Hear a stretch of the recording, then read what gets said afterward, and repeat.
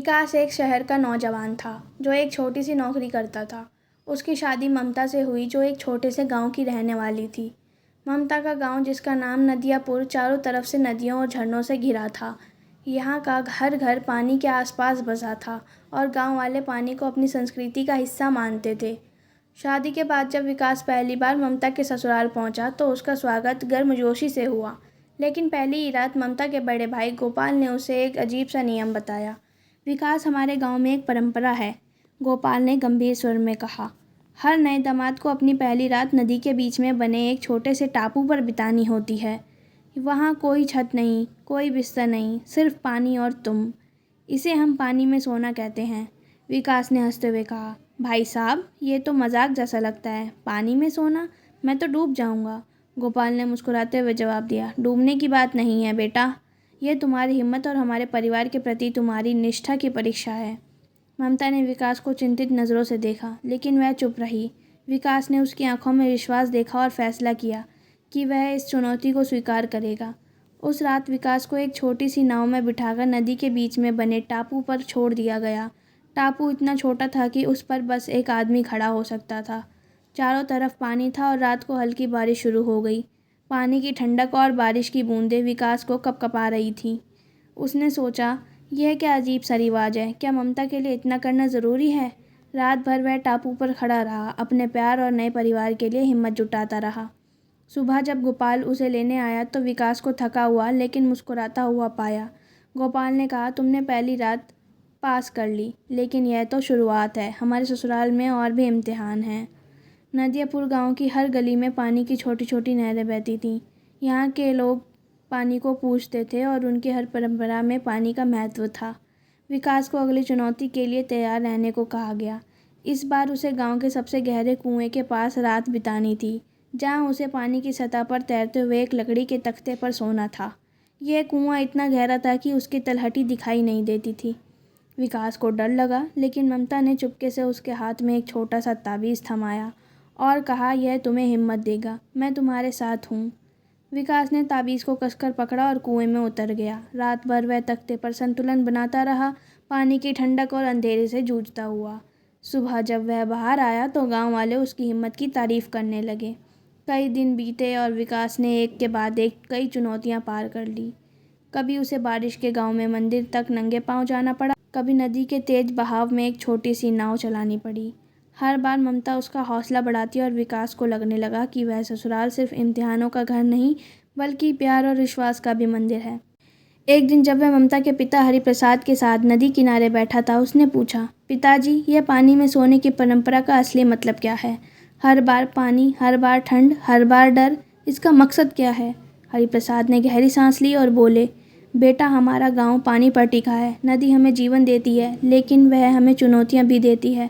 बाढ़, बारिश और सूखा हमने सब देखा है। यह परंपरा हमारे पूर्वजों ने इसलिए बनाई ताकि हर नया सदस्य समझे कि परिवार को जोड़कर रखना आसान नहीं। जैसे पानी कभी शांत होता है, कभी उफनता है, वैसे ही जीवन में सुख दुख आते हैं। इस परंपरा से हम तुम्हें सिखाते हैं कि मुश्किलों में भी डटकर सामना करो और अपने परिवार को कभी ना छोड़ो। विकास को अब सब समझ आ गया। यह सिर्फ एक रिवाज नहीं था, बल्कि एक जीवन दर्शन था। पानी में सोना सिर्फ शारीरिक चुनौती नहीं थी, बल्कि यह मन की मजबूती और परिवार के प्रति निष्ठा का प्रतीक था। समय बीता और विकास ने न केवल ससुराल की हर परंपरा को पूरा किया, बल्कि गांव वालों के दिल भी जीत लिए। एक साल बाद जब गांव में एक भयंकर तूफान आया और नदी उफान पड़ी, विकास ने गांव वालों को एकजुट किया। उसने ममता के साथ मिलकर एक अस्थायी बांध बनवाया और गांव के बच्चों और बुजुर्गों को सुरक्षित स्थान पर पहुंचवाया। गांव वाले हैरान थे कि एक शहर का लड़का जो कभी नदी को इतने करीब से नहीं जानता था, अब उनके लिए इतना कुछ कर रहा था। ममता ने विकास का हाथ थामकर कहा, तुमने सिर्फ मेरे ससुराल की परंपराएं नहीं निभाई, तुमने मेरे दिल और गांव का सम्मान जीता है।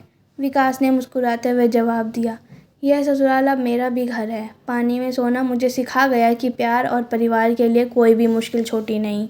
रमेश एक साधारण किसान का बेटा था, मेहनती और ईमानदार। उसकी शादी पास के गांव की सरिता से तय हुई। सरिता की खूबसूरती और उसका सरल स्वभाव रमेश को पहली नज़र में पसंद आ गया। शादी के बाद जब रमेश सरिता को अपने ससुराल ले गया तो उसे एक अजीब सा नियम पता चला।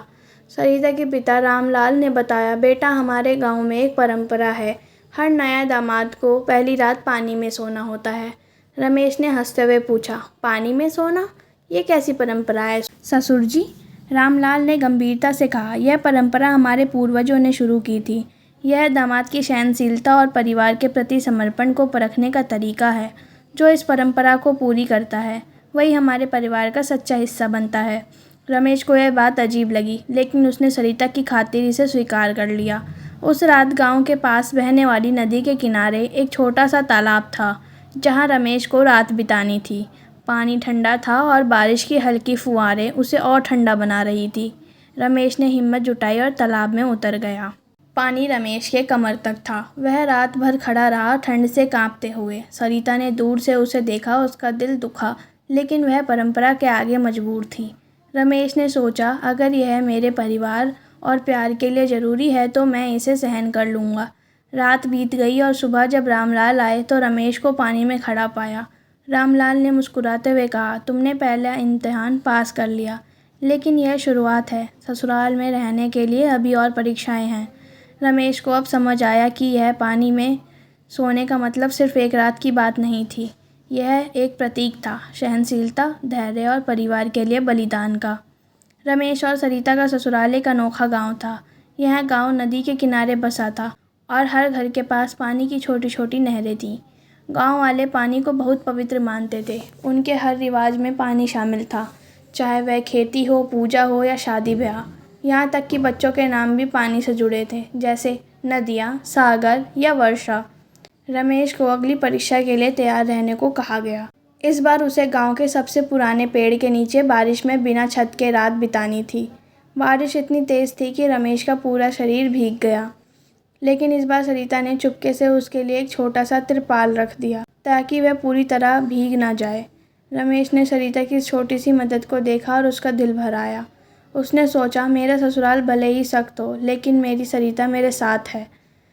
कई रातें बीत गईं और रमेश ने हर इम्तिहान को पास किया, लेकिन उसे एक बात समझ नहीं आ रही थी, आखिरकार ये परंपरा क्यों थी।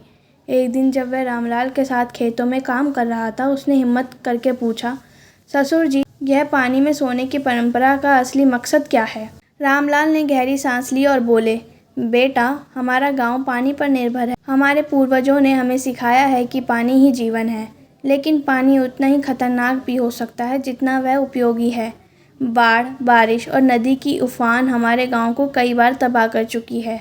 इस परंपरा के ज़रिए हम बच्चों को सिखाते हैं कि जीवन में मुश्किलें आएंगी, लेकिन धैर्य और हिम्मत से उन्हें पार करना होगा।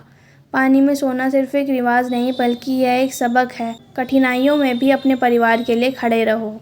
रमेश को अब समझ आ गया, यह परंपरा सिर्फ एक रस्म नहीं थी, बल्कि एक जीवन दर्शन था। उसने अपने ससुराल को और भी गहराई से समझा और उसका सम्मान बढ़ाया। जैसे जैसे समय बीता, रमेश और सरिता ने एक दूसरे के साथ मिलकर गांव की भलाई के लिए काम करना शुरू किया। एक बार जब गांव में भयंकर बाढ़ आई, रमेश ने गांव वालों को एकजुट किया। उसने अपने ससुराल से सीखे धैर्य और हिम्मत का इस्तेमाल किया और गांव को बाढ़ से बचाने के लिए एक छोटा सा बांध बनवाया। सरिता ने भी रात दिन मेहनत की और गांव वालों ने उनकी जोड़ी की तारीफ़ की। इस कहानी से हम ये सीख मिलती है कि जीवन में मुश्किलें हमें परखने के लिए आती हैं। धैर्य, हिम्मत और परिवार के प्रति समर्पण हमें हर कठिनाई से पार करवा सकती है। रमेश और सरिता की कहानी हमें बताती है कि सच्चा प्यार और एकता किसी भी परंपरा या इम्तिहान से बड़ा होता है। धन्यवाद।